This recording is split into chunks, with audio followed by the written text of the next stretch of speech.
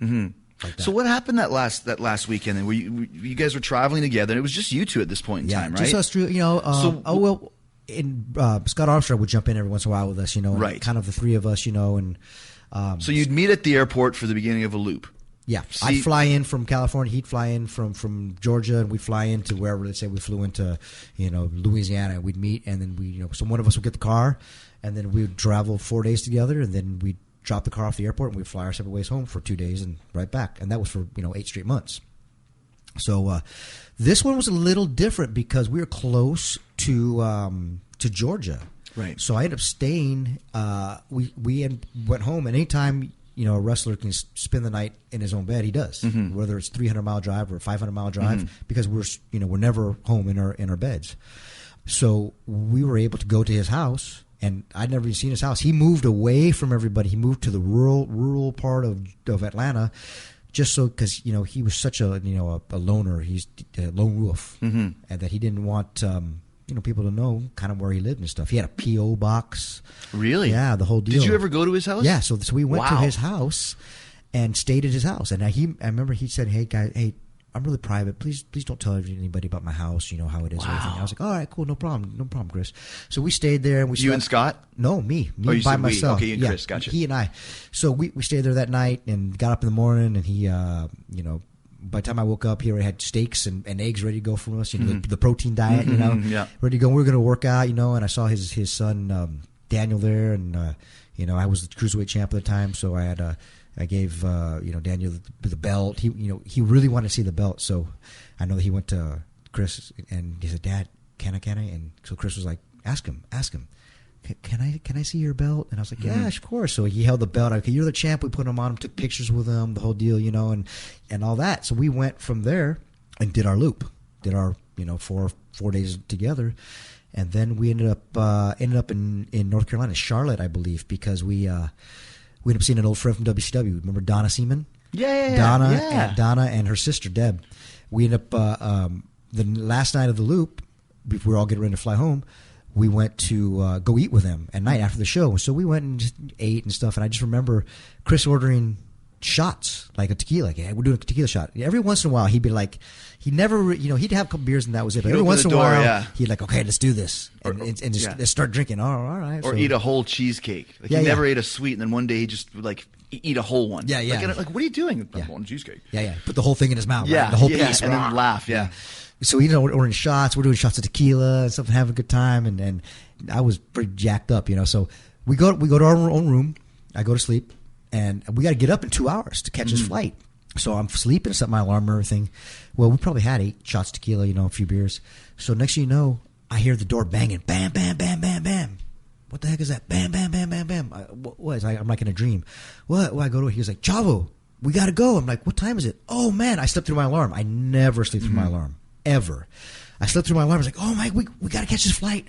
So we jumped we didn't no shower. I just threw all the stuff in my bag, and we jumped to the car and we raced to the airport. And I ended up getting to the plane, and he made his flight. I missed my flight. Right. Gotcha. I missed my flight. So he made it just barely. I had a miss in my flight. So I caught the next flight out an hour later.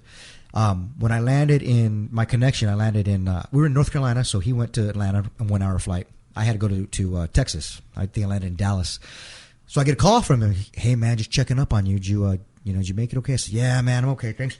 Thanks for getting me up, man. I never sleep through my alarm." "No problem, man. No problem." So I went my way. He went his way, and in 2.5 days, we were going to hook up again. We were on the road again. So now it's Belmont, Texas, I believe. And this is on like a Saturday or a Friday? This is now Saturday morning. Okay. So the first one I left him probably Wednesday morning. Yeah. So now it's Saturday morning, early. I land in Dallas, my connection, and we always get on the phone and coordinate. What time you get in? Yeah. The whole deal. I'll pick you up, or he'll pick me up, whatever. So, I call him, no answer. Then all of a sudden I get a call from him, and he's like, "Oh, call right back. Hey Chavo, hey, what's up, man?" He sounds just off. I'm like, "Man, you okay?" He's like, "Yeah, I'm cool, man. Just really bad. A really, really just bad weekend. I just, Daniel and Nancy are sick, his wife, and, So you're actually talking to him at this point. I'm talking to him, yeah. And this is basically after he's probably killed his wife. Yes. Yeah. Yes. They're sick, they're not feeling good. And I'm like, all right, cool. And, well, you coming in? Yeah, I missed my flight. But don't worry, I'm going to catch another flight and I'll be there. Okay, I go, just call me when you get in and I'll pick you up, no matter what time it is. We were landing in Houston. I had to drive to Belmont. And I was like, don't worry about it. We're late. I'll wait for you. Okay. So he gets off getting ready to get off the phone. And he goes, he makes a point of it. It stops. He goes, Chavo. I go, yeah. And he goes, I love you. I said, I love you too, man. Wasn't too off kilter because we always tell each other we love each other. Yeah. But this was really forced. It was not forced. It was really like made a point of it. It was like, hey man, okay, I love you, brother. Okay, no, it was like, Chavo, I love you. I want you to understand this. Basically, yeah. If you don't forget this, coming from a man with very few words. Yeah. I was like, all right, I love you too, bro. So I hung up, and I thought that was strange. So I called him right back, and I go, hey man, are you all right? I'm fine, man. Like I said, I just had a real hard weekend, and just real hard weekend, and I had to go take him, Daniel and Nancy to the hospital, and I'm like, oh, okay, man. Well, I'm here. Okay, man. Okay, cool. So then hung up, and that was the last I actually talked to him. I guess he'd called Scott Armstrong too. He and I hooked up. Scotty, we hooked up, and we ended up driving, waiting for Chris. No call. I'm calling. Hey, dude, did you miss your flight? Did you make your new flight? No call, no answer. Okay, well, I guess we got to drive. Well, if we got to come back, we said if we got to come back and go pick him up, we will. So we went to the show, and the agents were asking, "Where's Chris? This is a house show. Right. House show. Where's Chris? Next day was a pay-per-view. Yeah. In Houston. Well, I'm like, I don't know, man. I don't know. He missed his flight. He's gonna. Okay. So we drive to Houston the next day. Me and Scotty. And still no word. Still no from Chris. We're calling him. Okay, nothing. I get some texts on my phone at probably 5 a.m. and I get text from Chris. So you wake up in the morning, you've got these not texts. Even before. It woke me up before at 5 in the morning. Mm-hmm. So I look at the my text and I'm like, that's weird. It says the dogs are in the enclosed pool area. The garage door is open. I looked at it. I was like, well, that's weird. Is this one of those texts you get? Sometimes you get texts, from 3 days ago you never delivered, and then all of a sudden you got a text. And this is kind of the start of texting. Now it's a little different. But back it was then, 2007. A lot of times, texts didn't come through and they got lost, and all of a sudden you got them. And I was like, well, that's you get weird. Half a text. Half a text, yeah, that was weird. So okay, I wrote it off. Then I get another text from Nancy's phone, from his wife's phone, and it said the same thing. The same text. That's really weird.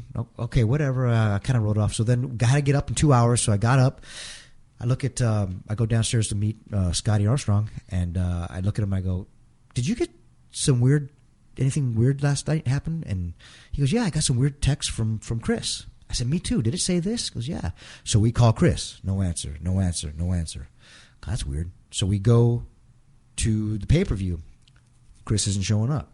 And they're asking us, where's he at? I'm not sure. We're not sure where he's at. Now we're covering for him. We think maybe, blatantly lying for him now. We're blatantly, whatever. We're just coming from, no, I haven't heard from him. I don't know what's going on. Okay, great. Didn't tell us anything about the text, nothing. Did you feel something was going on weird at this point? Something was going on. And I remember Arn Anderson saying, this is later on in the day, because he was supposed to wrestle the pay-per-view. He was supposed to wrestle for the title. Yeah, the ECW championship against CM Punk. He was supposed to wrestle him, and this is a big match. Mm-hmm. And I remember Arn Anderson saying, you know what, if Benoit didn't show up with no word, he's either has just taken off to like Alaska and is going to be like a merchant marine or something, or he's dead basically. That's I remember him saying that, not meaning it is he's right. dead, but there's something going on for him not to show up. And either option being just as viable, because I could see him just going off to become a merchant marine and saying, and screw being gone. this. Yeah, and being gone. Basically right. the ending of Dexter. Mm-hmm. Right? And then, so I didn't say anything. We didn't say anything. The next day, we're in Corpus Christi for a super show, another super show. And those damn super shows, man. I don't know what's got me. Yeah. And you still didn't know anything. We still didn't know. We've been calling. So finally, I go to Johnny Ace. I go, Johnny was the head of talent relations. Mm-hmm. I go, Johnny, this is my phone. This is what I got yesterday. And he's like, with his Johnny voice, Chavo, hey, what are you talking about? Why didn't you show me this yesterday? I said, Johnny, we're trying to cover for him. Mm-hmm. Be honest with you, I didn't know what was going on. We're covering for him. He's like, all right, let me get on the phone. So I guess they called the Atlanta police or whatever, and I don't know anything about it. You know, that's the last thing I heard. And then all of a sudden, about an hour later, they do a big old meeting at the ring with all the wrestlers, and then they did this periodically, you know, to talk about, you know, they would have like a team meeting. Yeah, where the company's going, or you know, Vince had to say something big, you know. So we go to the meeting, we're sitting there, and I look at Ric Flair, and Ric Flair's crying, and I go, Rick, what's going on? And he goes, they're gone. I said, what do you mean they're gone? And this is before anybody knew anything. And he goes, Daniel, Nancy, and Chris. And I said, what do you mean they're gone? And I had to hear it from his mouth. I couldn't hear that. He said, they're gone. What do you mean they're gone? He goes, they're dead. Just now, right now, my heart just dropped again. Mm-hmm. That's what I felt. I was like, and Vince hadn't announced it to everybody yet. And I'm sitting there next to everybody, and I just put my head down and was like, oh, what? Well, are you kidding me? This is 2 years or a year and a half after Eddie died. Yeah. And, you know, I had another friend. This happened to another friend of mine. I was like, what are you talking about? And sure enough, man, then all of a sudden Vince announces it to people and saying, we don't know the circumstances at this time. All we know is that there's been a death, and Chris Benoit is no longer with us, and his son and his wife are no longer with us either. We don't know the circumstances. We don't know what's going on. So we're taking tonight, making a tribute show to Chris. I pulled Vince. I freaking grabbed him in the back and was like, what happened? What happened? And he just hugged me, and I'm crying on Vince McMahon's shoulder, and I'm like, no, not again, not again, not again. I'm crying on it. And he's hugging me like a child. I mean, he's hugging me like really tight, you know. And I was like, what the heck? You serious? You know, it was interesting because I'd been talking to Brian Gewirtz, and he called me earlier in the day and said, I got to tell you something you're going to love. Because what I found out afterwards that Bruce Campbell was originally going to be on the show, because that show was a funeral for Vince, who had just been blown up. That's right. And they had Bruce Campbell, who's, you know, from Evil Dead, and, you know, the actor, and I'm a big fan. He's got something I got to tell you. He left a message. Yeah.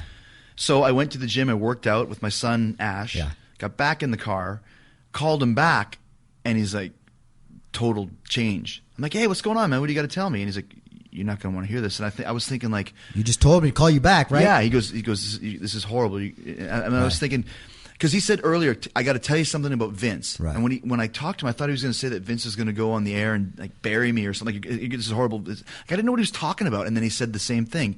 He's gone. Who's gone? Chris. And I'm like, where'd he go? Chris who? Like, which Chris are you talking about? Right. Benoit and Nancy and Daniel. Same thing with me, huge whale. I remember my son, I'll never forget it. He goes, Daddy, you cry funny, because I had to pull over on the side of the road. Yeah. And it was like you said, you just like, all three of them? Right. And like, what, did they have carbon monoxide poisoning? Did they have food poisoning? At the point in time, nobody knew anything. What were the boys saying? Were the speculation? What was it? There was nothing. We didn't know. We were like, what do you mean he's gone? Like, what happened? We don't know. He's gone. We didn't know. Yeah, and that's the thing. And then when you actually did find out what had happened, it's still to this day we still don't know what happened, and there's really still don't know what happened. And then once you actually found out what really happened, that you know the details behind it with you know Nancy being killing her, and then killing his son, and then hanging himself, we're like, that's not the guy we knew. That's just not the guy we knew. Yeah, and then there's so many, like we said, we'll never know for sure. I still think that it's the concussion thing, sure, the hardening of the brain. Absolutely.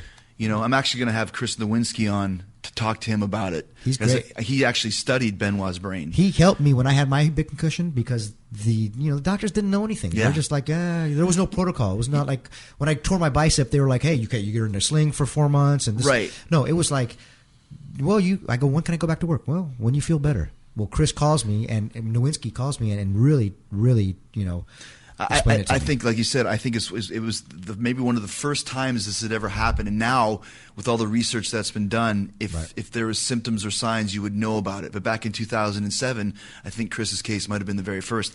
Hey, we'll never know for sure, but it gives me some kind of closure that I can at least believe that my friend just didn't go completely insane for no reason. Sure. At least that gives me a reason. I know. And I feel your pain. And it could have just been easily one of us with all the amount of pain we've done and all the damage we've had, et cetera, et cetera. But, it's cool to be able to reconnect, but this years going by without talking and stuff has got to stop. I agree. Chavs, I love you, man. I love you too.